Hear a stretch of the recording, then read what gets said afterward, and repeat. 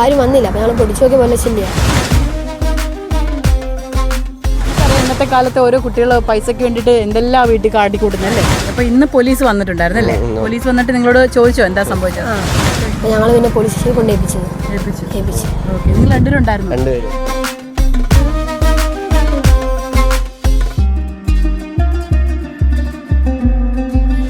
നമസ്കാരം. ഞാനിപ്പോൾ നിൽക്കുന്നത് ശാസ്താംകോട്ട മൈനാഗപ്പള്ളി കല്ലുകടവ് പാലത്തിന് സമീപത്താണ്.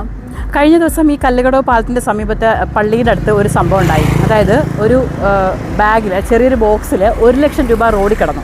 ഈ റോഡിൽ എങ്ങനെയാണ് 1 ലക്ഷം രൂപ വന്നത് എന്നുള്ളതിനെ പറ്റിയിട്ടാണ് നമ്മളോട് ഇവർ സംസാരിക്കുന്നത്. 2 കുട്ടികൾക്കാണ് ഈ പൈസ കിട്ടിയത്.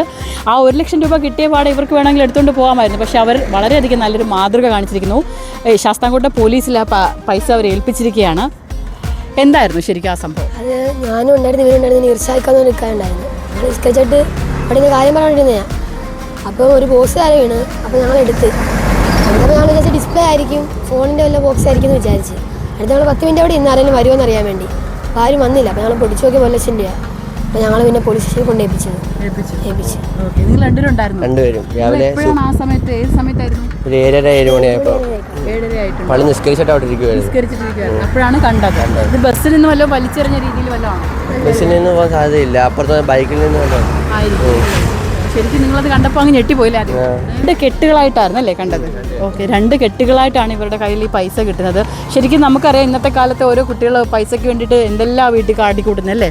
ആ സമയത്ത് ഇവരുടെ കയ്യിൽ കിട്ടിയ ഈ പൈസ ഇവർ മാതൃകാപരമായിട്ട് തന്നെ തൊട്ടടുത്ത പോലീസ് സ്റ്റേഷനിൽ ഏൽപ്പിക്കാനുണ്ടായത്.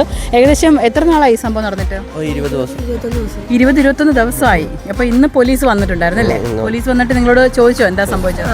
ചോദിച്ചിട്ടുണ്ടായിരുന്നു. അപ്പോൾ നിങ്ങൾ അന്ന് സംഭവം നടന്നപ്പോൾ ശരിക്കും ആ രാവിലെയൊക്കെ ആകുമ്പോൾ റോഡിലെങ്ങും ആരും കാണത്തില്ല. അപ്പോൾ നിങ്ങൾ അതിൻ്റെ ഫോട്ടോ എന്തെങ്കിലുമൊക്കെ തെളിവിന് എടുത്തിട്ടുണ്ടോ? എടുത്തിട്ടുണ്ടല്ലേ?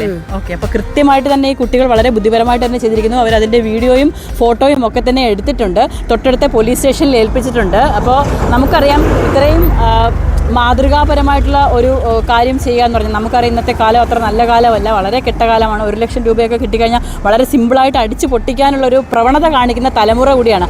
ആ തലമുറ അങ്ങനെ നിലനിൽക്കുകയാണ് ഈ കുട്ടികൾ ഇത്തരത്തിലൊരു മാതൃകയായിരിക്കുന്നത്.